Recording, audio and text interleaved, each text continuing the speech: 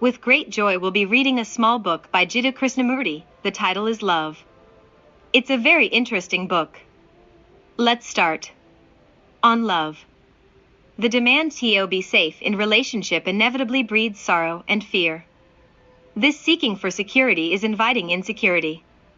Have you ever found security in any of your relationships? Have you? Most of us want the security of loving and being loved, but is there love when each one of us is seeking his own security, his own particular path? We are not loved because we don't know how to love. What is love? The word is so loaded and corrupted that I hardly like to use it. Everybody talks of love, every magazine and newspaper, and every missionary talks everlastingly of love. I love my country, I love my king, I love some book, I love that mountain, I love pleasure, I love my wife, I love God. Is love an idea? If it is, it can be cultivated, nourished, cherished, pushed around, twisted in any way you like. When you say you love God, what does it mean?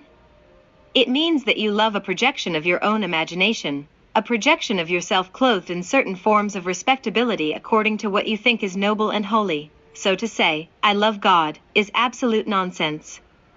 When you worship God, you are worshiping yourself, and that is not love. Because we cannot solve this human thing called love, we run away into abstractions. Love may be the ultimate solution to all man's difficulties, problems, and travails, so how are we going to find out what love is? By merely defining it? The church has defined it one way, society another, and there are all sorts of deviations and perversions. Adoring someone, sleeping with someone, the emotional exchange, the companionship, is that what we mean by love? That has been the norm, the pattern, and it has become so tremendously personal, sensuous, and limited that religions have declared that love is something much more than this. In what they call human love, they see there is pleasure, competition, jealousy, the desire to possess, to hold, to control, and to interfere with another's thinking, and knowing the complexity of all this, they say there must be another kind of love, divine, beautiful, untouched, uncorrupted.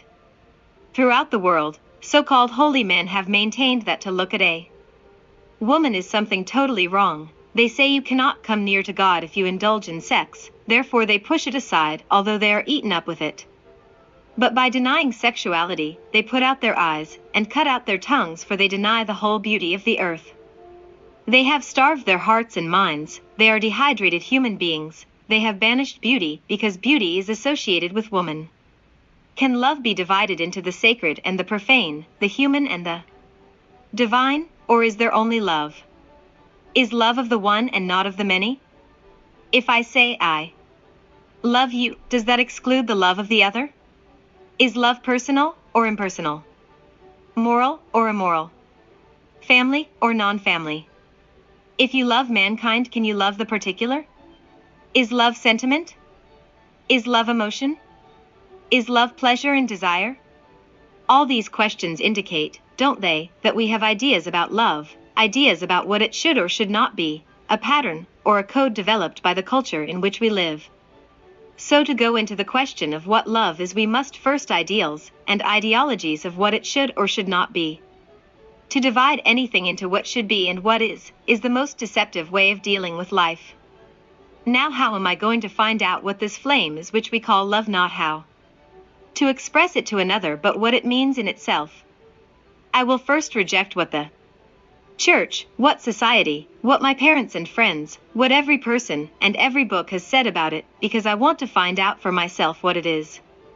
Here is an enormous problem that involves the whole of mankind. There have been 1,000 ways of defining it, and I myself am caught in some pattern or other according to what I like or enjoy at the moment. So shouldn't I, in order to understand it, first free myself from my own inclinations and prejudices? I am confused, torn by my own desires, so I say to myself, first clear up your own confusion. Perhaps you may be able to discover what love is through what it is not.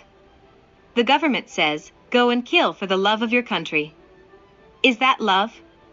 Religion says, give up sex for the love of God. Is that love? Is love desire? Don't say no. For most of us it is desire with pleasure, the pleasure that is derived through the senses, through sexual attachment and fulfillment. I am not against sex, but see what is involved in it. What sex gives you momentarily is the total abandonment of yourself. Then you are back again with your turmoil, so you want a repetition over and over again of that state in which there is no worry, no problem, no self. You say you love your wife. In that love is involved sexual pleasure, the pleasure of having someone in the house to look after your children, to cook. You depend on her, she has given you her body, her emotions, her encouragement, a certain feeling of security and well-being. Then she turns away from you, she gets bored or goes off with someone else, and your whole emotional balance is destroyed, and this disturbance, which you don't like, is called jealousy. There is pain in it, anxiety, hate and violence. So what you are really saying is, as long as you belong to me I love you, but the moment you don't I begin to hate you. As long as I can rely on you to satisfy my demands, sexual and otherwise, I love you, but the moment you cease to supply what I want I don't like you. So there is antagonism between you, there is separation, and when you feel separate from another there is no love. But if you can live with your wife without thought creating all these contradictory states, these endless quarrels in yourself, then perhaps you will know what love is. Then you are completely free, and so is she, whereas if you depend on her for all your pleasure you are a slave to her. So when one loves there must be freedom, not only from the other person, but from oneself. This belonging to another, being psychologically nourished by another, depending on another, in all this there must always be anxiety, fear, jealousy, guilt, and so long as there is fear there is no love. A mind ridden with sorrow will never know what love is. Sentimentality and emotionalism have nothing whatsoever to do with love. And so love is not to do with pleasure and desire. Love is not the product of thought, which is the past. Thought cannot possibly cultivate love. Love is not hedged about and caught in jealousy, for jealousy is of the past. Love is always active present. It is not I will love or I have loved. If you know love you will not follow anybody. Love does not obey. When you love there is neither respect nor disrespect. Don't you know what it means really to love somebody, to love without hate?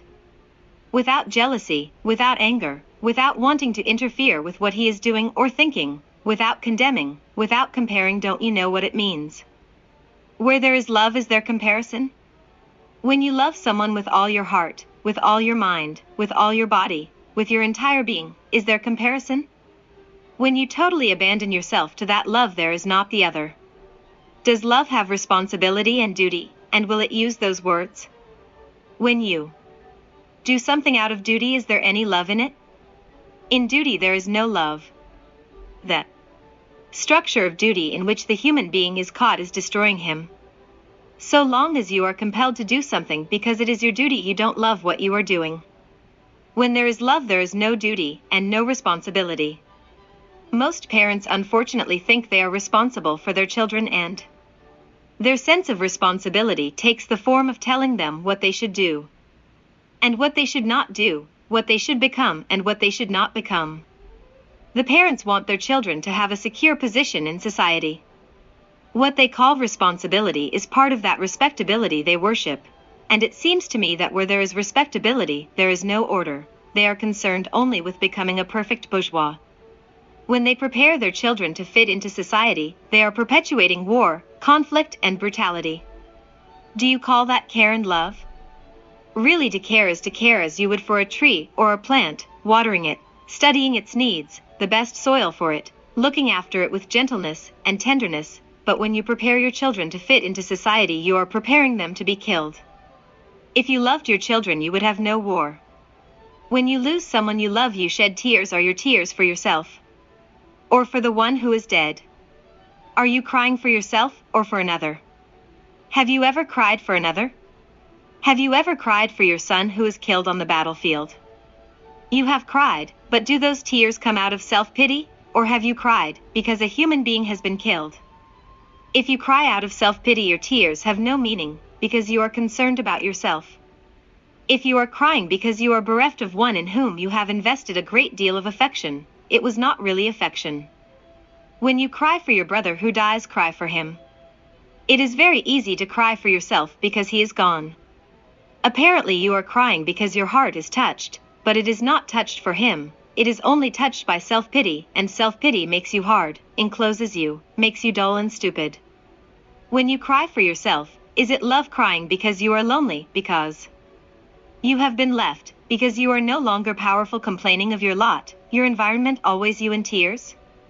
If you understand this, which means to come in contact with it as directly as you would touch a tree, or a pillar, or a hand, then you will see that sorrow is self-created, sorrow is created by thought, sorrow is the outcome of time. I had my brother 3 years ago, now he is dead, now I am lonely, aching, there is no one to whom I can look for comfort or companionship, and it brings tears to my eyes. You can see all this happening inside yourself if you watch it. You can see it fully, completely, in one glance, not take analytical time over it. You can see in a moment the whole structure and nature of this shorty little thing called me, my tears, my family, my nation, my belief, my religion, all that ugliness, it is all inside you. When you see it with your heart, not with your mind, when you see it from the very bottom of your heart, then you have the key that will end sorrow.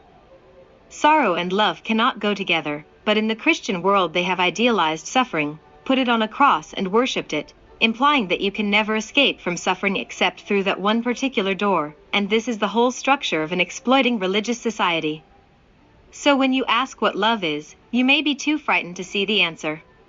It may mean complete upheaval, it may break up the family, you may discover that you do not love your wife, or husband, or children do you. You may have to shatter the house you have built, you may never go back to the temple. But if you still want to find out, you will see that fear is not love, dependence is not love, jealousy is not love, possessiveness and domination are not love, responsibility and duty are not love, self-pity is not love, the agony of not being loved is not love, love is not the opposite of hate any more than humility is the opposite of vanity.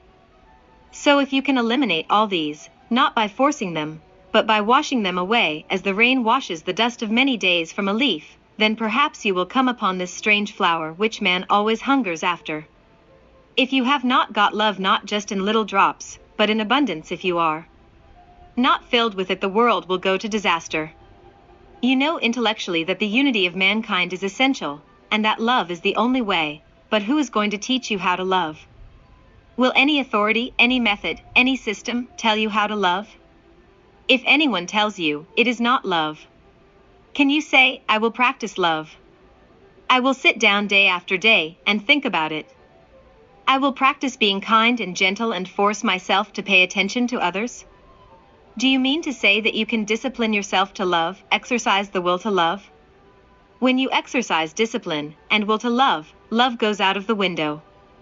By practicing some method or system of loving, you may become extraordinarily clever, or more kindly, or get into a state of non-violence, but that has nothing whatsoever to do with love.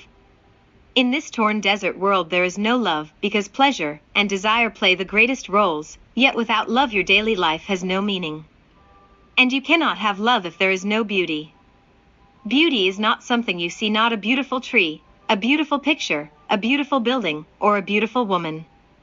There is beauty only when your heart and mind know what love is. Without love and that sense of beauty there is no virtue, and you know very well that, do what you will, improve society, feed the poor, you will only be creating more mischief, for without love there is only ugliness and poverty in your own heart and mind. But when there is love and beauty, whatever you do is right, whatever you do is in order. If you know how to love, then you can do what you like because it will solve all other problems. So we reach the point, can the mind come upon love without discipline? Without thought, without enforcement, without any book, any teacher or leader? Come upon it as one comes upon a lovely sunset? It seems to me that one thing is absolutely necessary, and that is passion. Without motive passion that is not the result of some commitment or attachment, passion that is not lust. A man who does not know what passion is will never know love, because love can come into being only when there is total self-abandonment. A mind that is seeking is not a passionate mind, and to come upon love without seeking it is the only way to find it, to come upon it unknowingly, and not as the result of any effort or experience. Such a love, you will find, is not of time. Such a love is both personal and impersonal, is both the one and the many. Like a flower that has perfume, you can smell it or pass it by. That flower is for everybody, and for the one who takes trouble to breathe it deeply, and look at it with delight. Whether one is very near in the garden, or very far away, it is the same to the flower because it is full of that perfume, and therefore it is sharing with everybody. Love is something that is new, fresh, alive. It has no yesterday and no tomorrow. It is beyond the turmoil of thought. It is only the innocent mind which knows what love is, and the innocent mind can live in the world which is not innocent. To find this extraordinary thing which man has sought endlessly through sacrifice, through worship, through relationship, through sex, through every form of pleasure and pain, is only possible when thought comes to understand itself and comes naturally to an end. Then love has no opposite, then love has no conflict. You may ask, if I find such a love, what happens to my wife, my children, my family? They must have security. When you put such a question, you have never been outside the field of thought, the field of consciousness. When once you have been outside that field, you will never ask such a question, because then you will know what love is, in which there is no thought, and therefore no time. You may read this mesmerized and enchanted, but actually to go beyond thought and time, which means going beyond sorrow, is to be aware that there is a different dimension called love. But you don't know how to come to this extraordinary fount, so what do you do? If you don't know what to do, you do nothing, don't you? Absolutely nothing. Then inwardly you are completely silent. Do you understand what that means? It means that you are not seeking, not wanting, not pursuing. There is no center at all. Then there is love. Thank you very much for listening. See you soon for a new book.